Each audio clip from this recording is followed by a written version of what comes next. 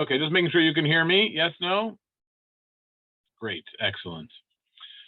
Tonight's topic is the Shofarot of Congregation Shearith Israel.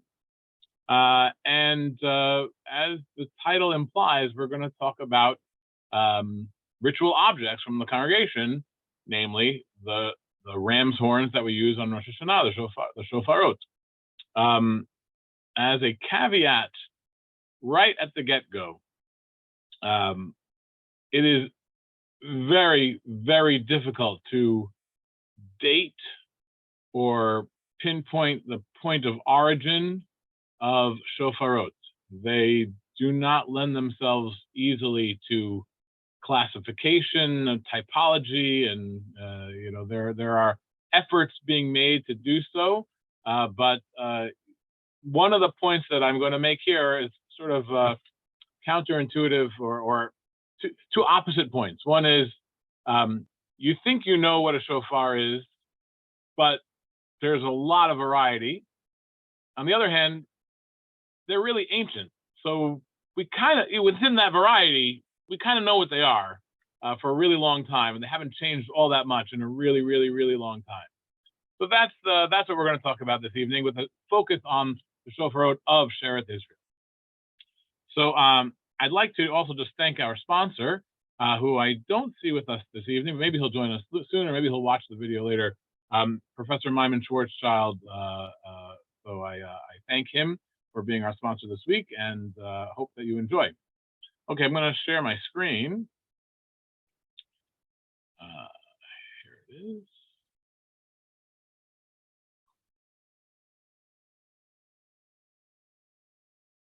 Okay.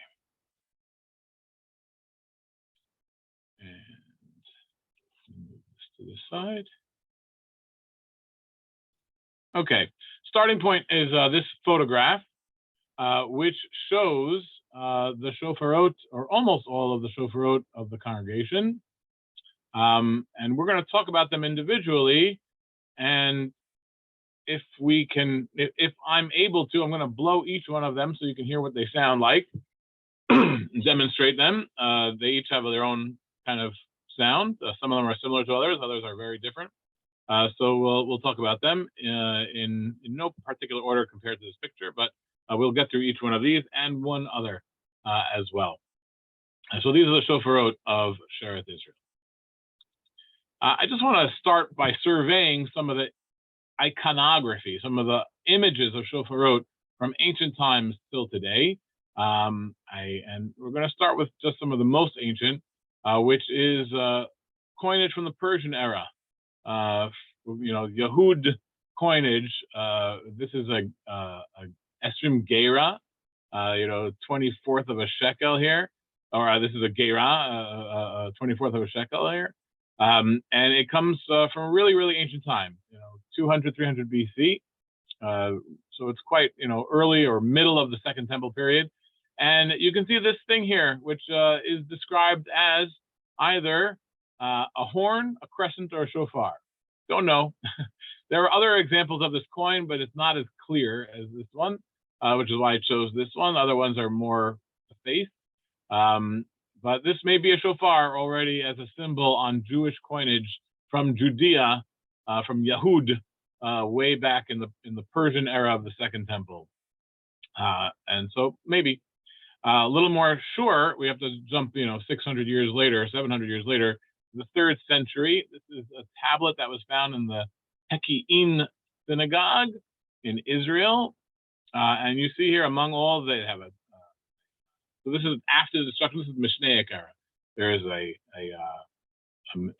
menorah, a lulav, but I think is an etrog, but I'm not 100% sure because it's connected to this other vine here. And this thing, which is probably something having to do with either the ketoret or more likely a shovel from the mizbeach, and a shofar. So all of this is temple iconography, temple imagery that was very, very commonly found in synagogues in antiquity. After the destruction, synagogues were developing. in, let's say, the 2nd to the 4th or 5th century, or even the 6th century, you see a lot of this temple imagery used in their decorations. Most of them are mosaics. I like this one because it's an actual tablet in 3D, and you can see the shofar here in imagery. And here I didn't neglect the mosaics. Here's a whole lot of mosaics here, and you can see here there's something interesting. These are all mosaics from Israel, from different places. So this is from a synagogue in Tiberia. This is from Beit Shan. This is from a synagogue in the Negev. This is from Hulda. So these are geographically all over the Israel area. And they go from the 4th to the 6th or even the 7th century. And you'll see something about all these shofarot, which I don't know what to make of exactly, but they're all very similar. So here is a shofar from Tiberia. If you notice, it has what appears to be bands, gold bands maybe, on the shofar. And you'll see that here in Beit Shan, in Hulda, you have a little less obvious, but I think also perhaps. And in this one here, from the Negev, also you have bands. So I think, at least in the iconography of it, whether it's actually part of what they used in the Mishnaic era, in the Talmudic era, it seems like they depicted shofarot that had bands on them, some kind of decorative bands on the shofar. Other things that we could note, just of interest, some of these synagogues that we see these mosaics come from may be Samaritan. Whether that makes a difference or not, I don't know. But that just keep that in the back pocket. Maybe Samaritans like to decorate them differently than the rabbinic Jews. I don't know. But that's just one thing that you can note.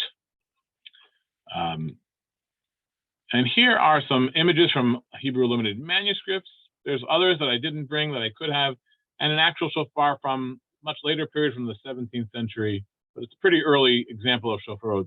We don't really have ancient shofarot. We never found a shofar in Masada or in the Dead Sea, caves. We don't have an archaeologically ancient shofar that we know of. There used to be a shofar in England that was found in the Thames River, which was said to have been predated the expulsion of Jews from Spain, so predating, 1200 or 1290 or even, something like that. So really medieval era shofar.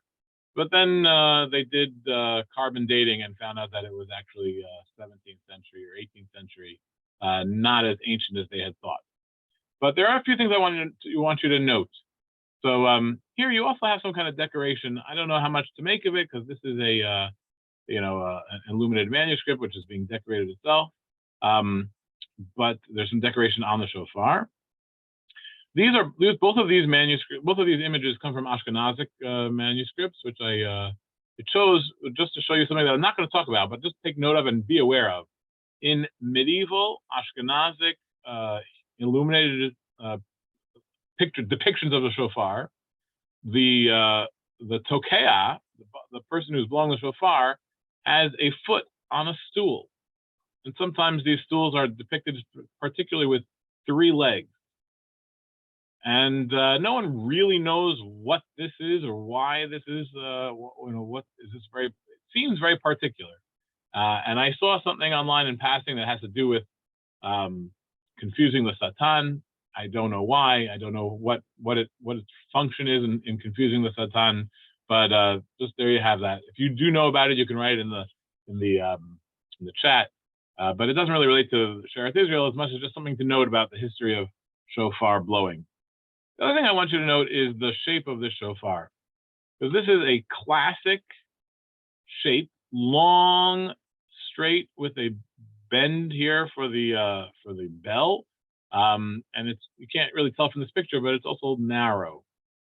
This is the classic German, Western European Ashkenazic shofar into the modern era. And I think you can see that here in the medieval images as well. And here we have some pictures of more modern shofarot. So this is sort of a classic. If you go to West Side Judaica or any or Eichler's, or you look online, Judaica online store, you will see shofarot that look like this. Some bigger, some smaller, some darker, some lighter, some decorated, but they will look like this. And what is this? This is polished and twisted. Twisting basically is the more raw state, because if you can imagine the way a ram is, I should have taken a picture of that too, but their horns sort of curve around. And so to get them into a horn shape that you can blow, you have to boil them and heat them really hot, and then you can make it malleable and sort of stretch it out. And modern day, almost all shofarot today come from Israel. In fact, I think there's only like 1 or 2 manufacturers of them. Very, very, at least industry-wise, large numbers of them. And they all have this, they're sort of twisted. Some are more natural because there are some, the polished ones are less halachically good. They're still fine, they're still kosher, but they're less desirable halachically, but they look nicer and they last longer. And so you'll get these polished kinds. Sometimes they're polished on the inside. If you get a shofar that's polished on the inside, that's not kosher to use. Don't use it. If it's polished on the outside, it's okay. The other very popular thing you see today is this Temani style, which is the shofar comes from the horn of the kudu. And so this is very common and was used in Yemen traditionally. And you'll see it a lot today, especially among Messianic Christians and all sorts of demonstrative groups of all questionable nature, using these huge, sometimes they have silver on it, kudu shofarot, but also in Temani synagogues and other synagogues, you'll see this kind of shofar. But as you can see, here's the famous picture of Shlomo Goren at the Kotel, but also this kind of twisted shofar. But the older style is to have this straight, long shofar with a bell on it. This is at least the Ashkenazi, older Ashkenazic style, European style. This picture happens to come from the Esnoga. This is a 18th century picture made by Picard. I forgot for his first name right now, maybe Bernard.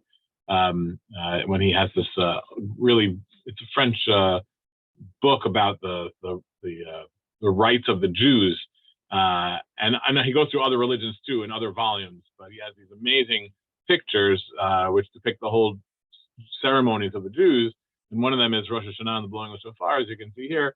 And so this is the style of shofar that they would have used in the Esnoga in the 18th century,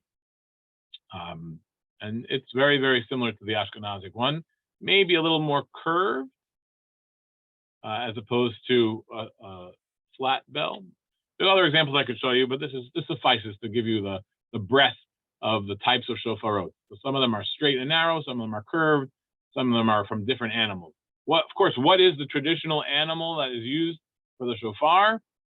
And according to the Rambam, the only thing that should be used is a ram's horn, because it connects to the story of the Akedah, which was with the ram. The ram being a male sheep, as opposed to other animals that have horns, cows, for example, or deer. Well, deer don't have horns. It's not the same way, but goats or other antelopes and other animals.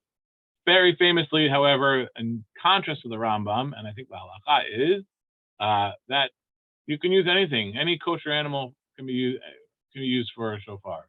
So Rabbi Soloveitchik likes to show off his collection of the gems box, some kind of animal from Africa, and there's also kudus and antelopes and all sorts of different shapes and sizes, usually very large shofarot, which can be made from these other animals. But traditionally, to the Rambam at least, has to be a ram's horn. That's what connects to the story of the Akedah, which we read on Rosh Hashanah, and that's what you should use. And most shofarot, at least probably, are ram's horns. Not all. And now that brings us to Shearith Israel. So here, let me just make this go away. Here you have a letter from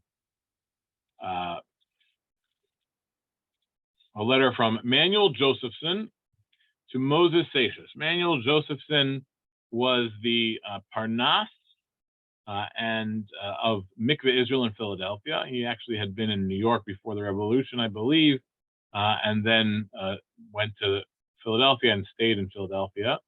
And he was a learned person. I think he had learned in yeshiva even, although he was not a rabbi of any kind. And he writes a letter to Moses Seixas. It's actually part of a correspondence back and forth. Moses Seixas is the president of the community in Newport, Rhode Island. And he's the famous letter that George Washington writes to the community of Newport was in response to the letter that Moses Seixas wrote to George Washington. So his name is probably familiar to you. He's also the brother of the Chazan in New York, Gershom Mendy Seixas. So it's quite interesting when we see this letter, which I've only done a part of, which has to do with halachic questions that Moses Seixas is talking and discussing with Manuel Josephson. He didn't ask his brother, the Chazan in New York. He asked the Parnas of the community in Philadelphia. That's interesting on its own right. This is a famous letter. Rabbi Schachter likes to use this letter when he talks about the performance of mitzvot in early America. Most of the letter has to do with minhag and communal issues. Very famously, a large part of it has to do with reading Torah from a printed chumash as opposed from the scroll. If there's no one who knows how to read Torah out of the scroll, can you use a printed chumash in order to have it read? And Josephson tells Moses Seixas no, which may or may not have been the right answer, but that's what he tells him. And then a part of the letter towards the end has to do with the shofar, and that's the part I want to read to you here. We're going to read the printed part on the top. That's been published in English, and then we have the part of the letter that was taken out, which we're going to read from the original. I duly observe what you are pleased to say respecting the blowing of the shofar. I don't have the other side of the correspondence, but basically he says we don't have a shofar to blow with, so we're not going to blow with this Rosh Hashanah. Your reasons for not performing that solemn and strictly enjoined service are beyond doubt of great weight. Apparently, they had a shofar that was cracked and not kosher for use. There is no din to be found that insists on blowing a shofar where there is none. If you don't have a shofar, a kosher shofar, you don't blow something else in its place. By your letter, it appears that you have instructed Mr. David Lopez Jr. to procure you one at Hamburg, which fully complies with the aforesaid injunction. In the ellipses here, it tells you that even though you don't have one, you should endeavor to get one. It's incumbent upon everyone to get one. So now he says, oh, you've told somebody to go get it in Hamburg, then you're fulfilling your duty to go acquire one. Then he says this thing interesting. This is why I copied this for you here. In the interim, if it should not arrive in time for the next season, for next Rosh Hashanah, this is writing in February 1790, so if it doesn't come all the way by next year, I doubt not you might procure the loan of one from New York. From New York. Again, this I find interesting because Manuel Josephson is from Philadelphia, and he's the Parnas of the community of Philadelphia, but it must only have had one because he doesn't have an extra one to loan the community of Newport. And he says, if you don't have a kosher one by next year, you can get one from New York. They have more than one. They have multiple.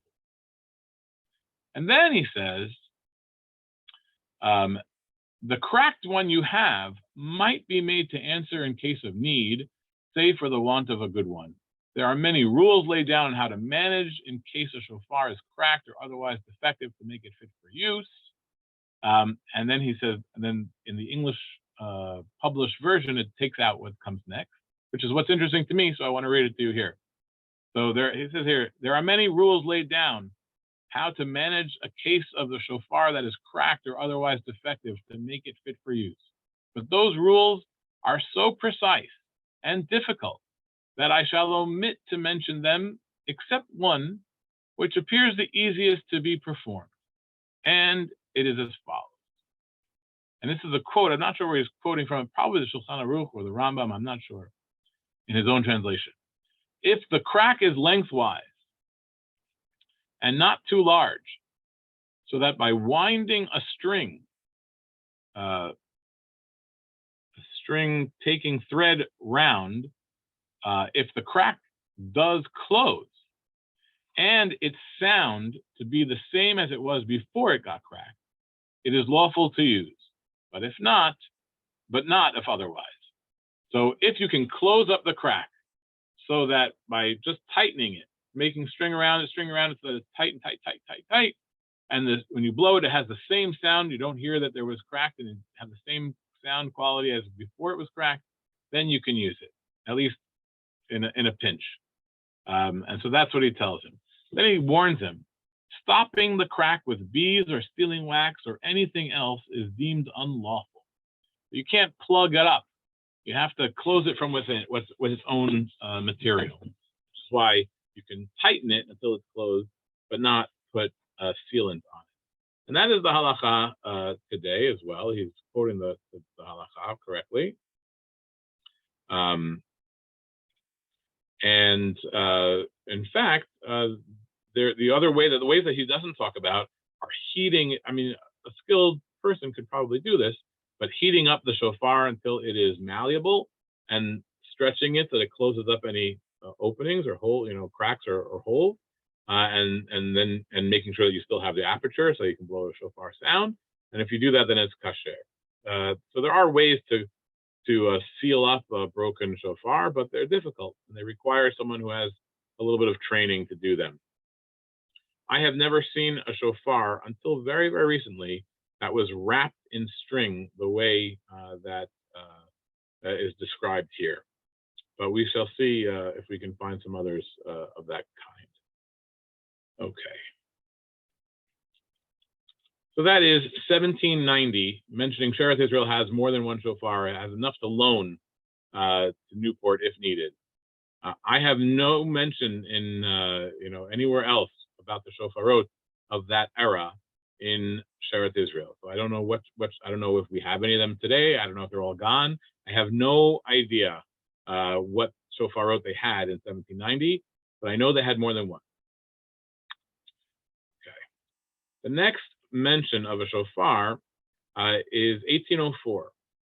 So it's not that much later, but we have in the board minutes of the synagogue a presentation, a gift made by a certain man named Simon Moses Hart, who was from Charleston, who donates a shofar to Shearith Israel in New York.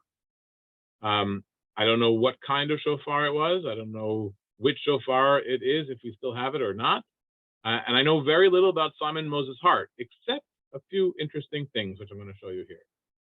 Simon Moses Hart is one of the parties of a lawsuit that is still occasionally quoted in probate law in South Carolina, Hart versus the executors of Hart, an 1801 case, which the details are not all that interesting, but have to do with when a devise of real property is made to people who are not citizens of the country, and there were all sorts of rules.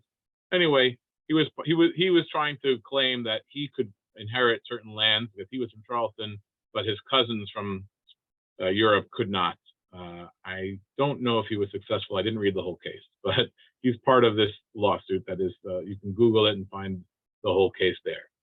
The other interesting thing is that he was involved in an assault, in a battery actually, which led to a civil case. And here you have a little excerpt or a little summary of it. Simon Moses Hart was engaged as a member of the Benevolent Society in burying the dead during the last fall. When the defendant came to the place and insisted upon assisting. The defendant is Simon I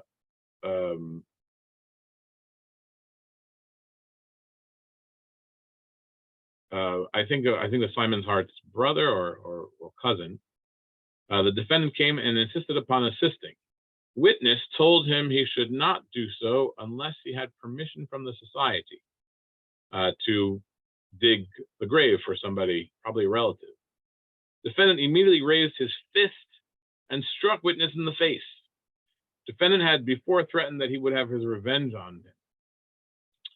found guilty, fined $1 in consideration of the defendant having made amends by order of the Hebrew congregation. So this is the case, and there's other sides of this in the Beth Elohim minute in 1802, where somebody was told that they can't dig the grave.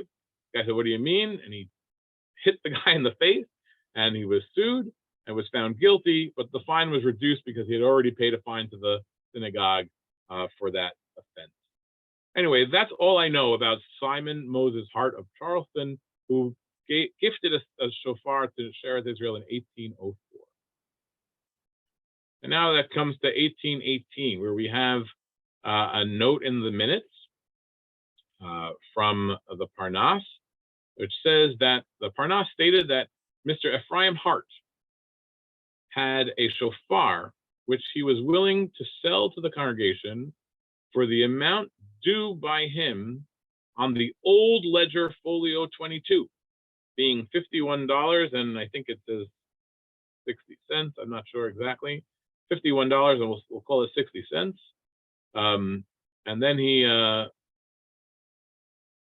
don't actually know what this word, I can't read this word right now, but the Parnas suggests that it be accepted and the account credited therefore. So this is also kind of interesting thing. Ephraim Hart is a pretty famous figure in Shearith Israel's history. He was a veteran of the American Revolution. He was one of the founders of the New York Stock Exchange, signed the Buttonwood Agreement. Interesting character all around, and like a 4 or 5 time Parnas of Shearith Israel. And apparently he had a debt. He had a debt owed to the congregation of $51. And he says, "You know what, I'll sell you this shofar if you wipe off that debt." And they agreed to it. Now, I just Googled a few minutes before the session, how much $51 in 1818, what's the buying power of that amount today? And it's about $1,200, something like that. Shofarot, if you buy a shofar, a good shofar, will run $500 or $600 today. So, you know, it's probably harder to find a shofar in 1818, so maybe the value is right, or maybe the congregation was just doing a good thing for Ephraim Hart and wiping off his balance. I don't really know all the circumstances around it, whether it was a true, equal value or not, but that's what they did. Again, I don't know if this shofar exists anymore or not, if it's one of the ones that I pictured before, have no idea. Now we have another little interesting story. This one from much later. This comes from the 1940s, 1945, I think, 1944, 1945. There is a note from the minutes. The president reported that Judge Irving Lehman, here's a picture of Judge Irving Lehman, had presented to the synagogue a shofar belonging to the Lazarus family. Yes, that's the family of Emma Lazarus. It had been presented in 1880 by Sarah Lazarus. This is Sarah Lazarus, who's a sister of Emma Lazarus. Sarah Lazarus of this congregation, to the Reverend Dr. Henry C. Potter, Episcopal Bishop of New York. A letter from Miss Lazarus presenting the shofar to the Christian minister was attached to it. The instrument was purchased by the judge in an antique shop. So I don't know how this came to be, but this is a good story.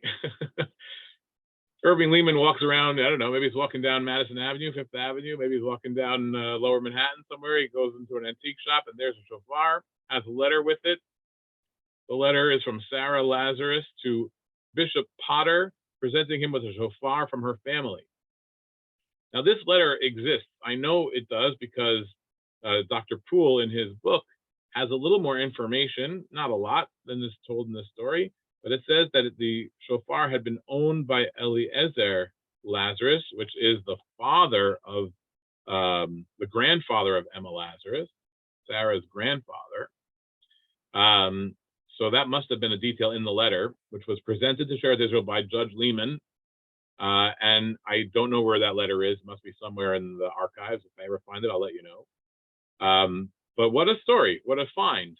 So this was a shofar of the Lazarus family, going all the way back to the early 19th century, or maybe even the late 18th century, and spent some time with the bishop of the Episcopal Church of New York for reasons that I do not understand. I have to find the letter to find out. And then was rescued, so to speak, and presented back to Shearith Israel. Again, I assume that one of the shofarot that we're going to look at is one of these, because I don't think we would have lost the shofar from 1945 till today. But maybe. I don't know which one it was. I don't know if it exists or not. But we shall see. We shall look at the shofarot in more detail that we do have, even though we can't necessarily match them up individually. And then finally, we have one more reference. This one actually chronologically comes before the last one. This one comes this was given to synagogue in the 1930s. And it says here, this is again, a note from the minutes of the trustees, that Mr. Barrow Guest, a grandson of the late Alexander Cantor, for many years Baal Tekiyah of this congregation until about 1890, has presented an ancient shofar which had been used by his grandfather in this synagogue, and the damask cover for the same. And then it directs them to write a letter thanking him and to tell Dr. Poole. So that was the note from the 1930s. So we have notes in the minutes about 4 shofarot, and we have 4 shofarot in the congregation's possession that are of some antiquity. I do not know if they match up, if they are the same one. I have no idea. But let's take a look at what we do have.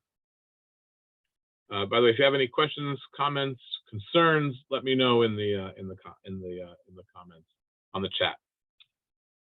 So here's the first one, and I suspect that this is one of the oldest ones that we have. I do not know. Again, shofarot are very hard to date, very hard to, they all look similar. I can sort of guess at the place of origin, but it's only a guess, and its age I don't know. So this is our shofar here on the top right.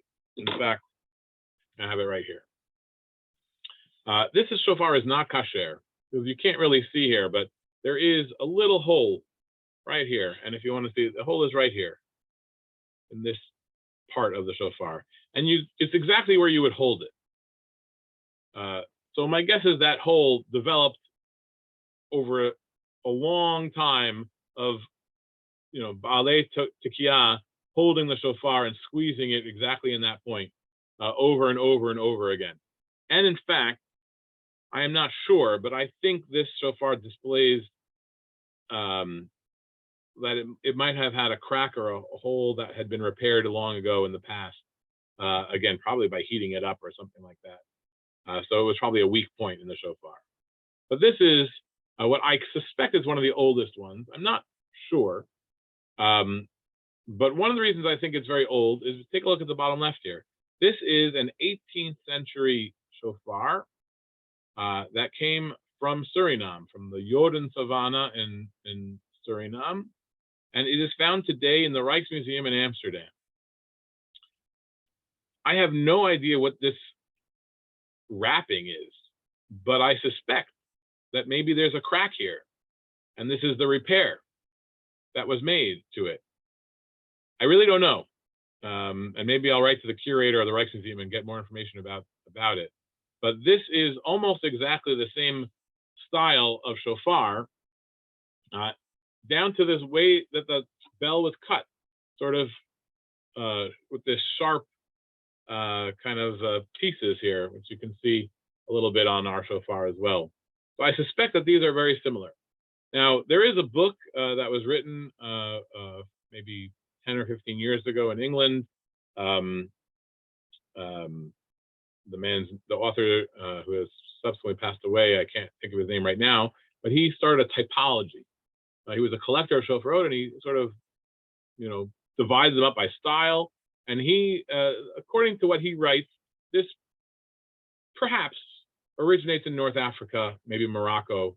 That was what I could glean, but it could have other origins also. But I want you to note that it is long and flat. It's not curved like a modern one, not twisted. And it has this curvy bell like the picture in the one from Amsterdam. So this is very old. Exactly how old? Is it 18th century? Is it 19th century? I don't dare think this is a 20th century shofar. Anyway, shall we play it? This is one of the easiest ones to blow. Has a big round aperture, and it's really a beautiful kind of low, deep sound. Let's see if I can produce some sound here.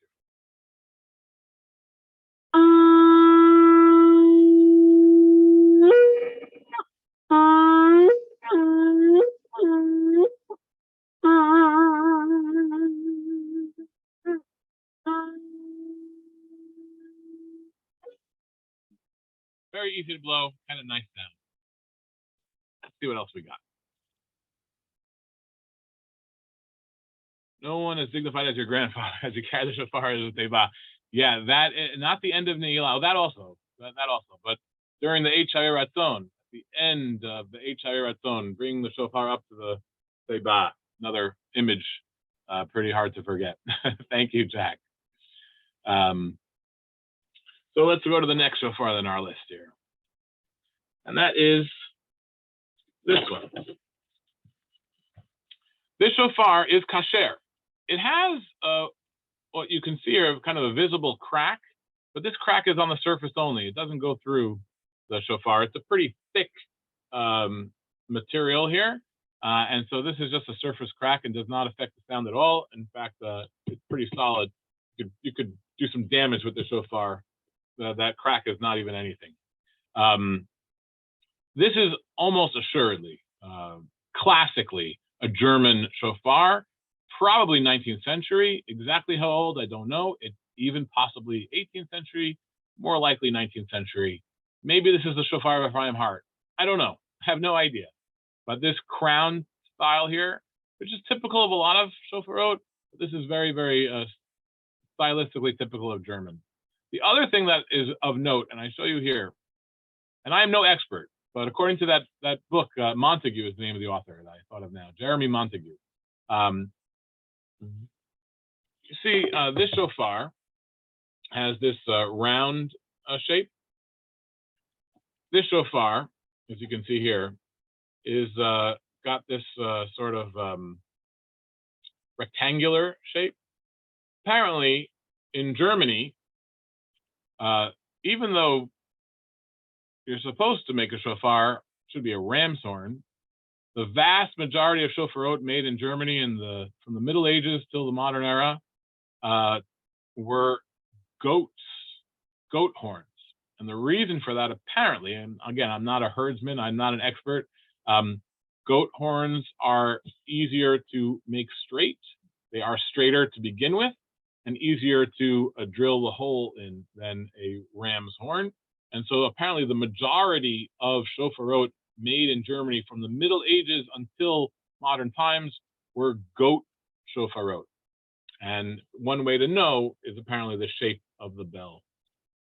Anyway, this is a shofar that we use here, at least one of them. This is kosher shofar, and it's definitely from the 19th century, and so we still use it. I like to use this one. It has a different sound than the other one. Let's try it out.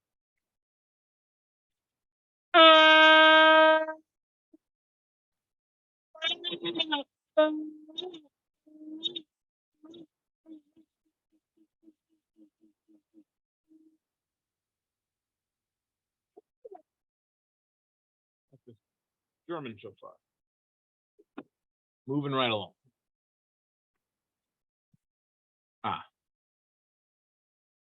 Here's another shofar that is cracked and we don't use. It's not kasher. I have it here. Very hard to know the origin of the shofar. My guess is that it's German, but I'm no expert and nobody really knows for sure. But I think the style of the crown makes me suspect that it's German. On the other hand, it has also decoration etched into it. You can sort of see it here, these wavy lines. They actually come up here. They make a sort of diagonals all across, going till about here, I think. They don't say anything. There's no inscription, which would have been really nice if I wanted to date it. They're just a design, which gives it some age because they don't really make shofarot like that way anymore. But again, it could be 18th century, it could be 19th century. I don't think it's earlier than that. Don't think it's later than that. I don't think this is a 20th century shofar. So somewhere in that 200-year range, this shofar was made, probably in Germany, but also perhaps in North Africa. And it has some significant cracks here, as well as in the crown. The crown cracks don't make as much of a halachic difference, a little bit, because they're pretty extensive. But the cracks here really make a difference in the sound and the way the air flows. And so, but it's still blowable, and so I'll demonstrate it for you.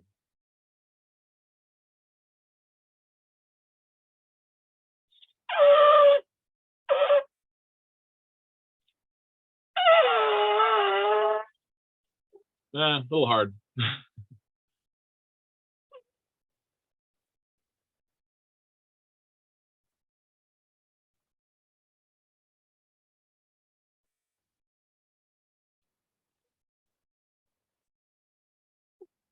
So it's a much thinner aperture, and it's a thinner shofar, which leads to a higher tone.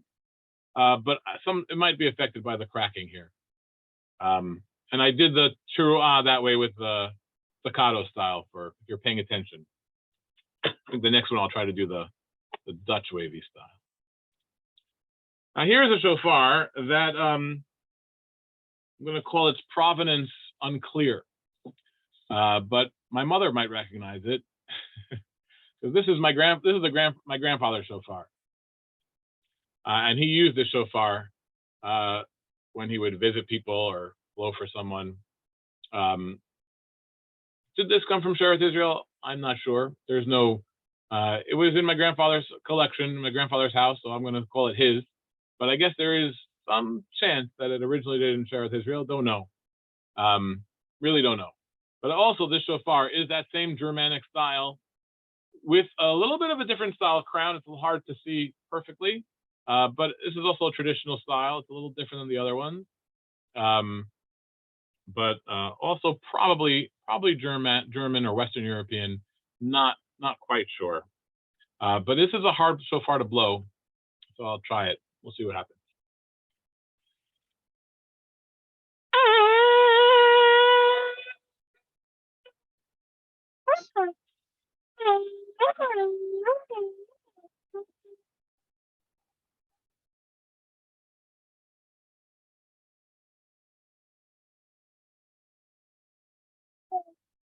What I tried to demonstrate there is the way that Bram Cardozo used to blow shofar and blow the teruah, which was by moving the mouthpiece against the lips back and forth, creating a wavy sound.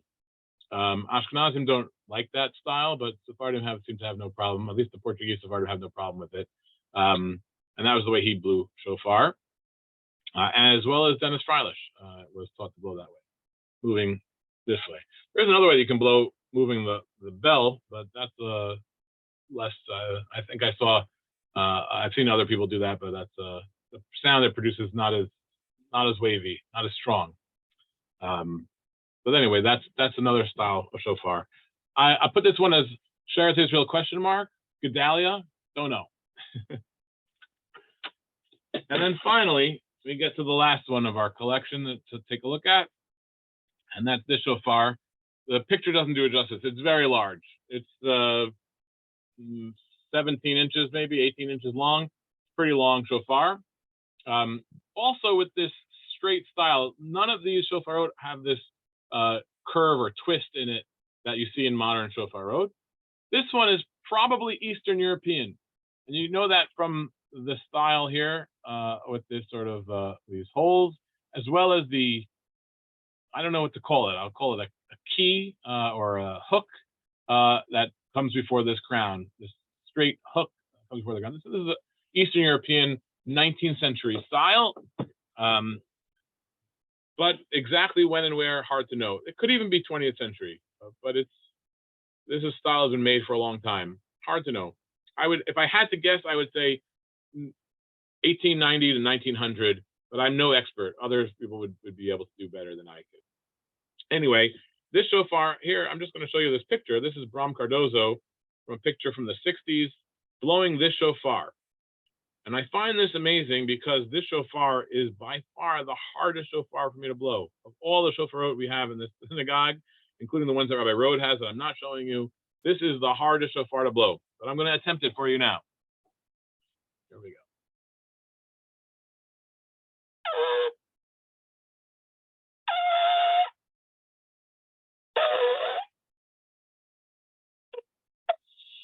No, not good. Nothing's coming. Earlier today, I was practicing. I was getting a pretty nice tone from it, but on the spot, not happening. Don't know how Ram did it, at least not consistently. So anyway, those are the Shofarot we have. I'm going to go back to the original picture so you can see all of them, and then I'll stop the video. Oh, I guess it stopped. Okay, let's see. So I hope you enjoyed. I'm going to stop the video now.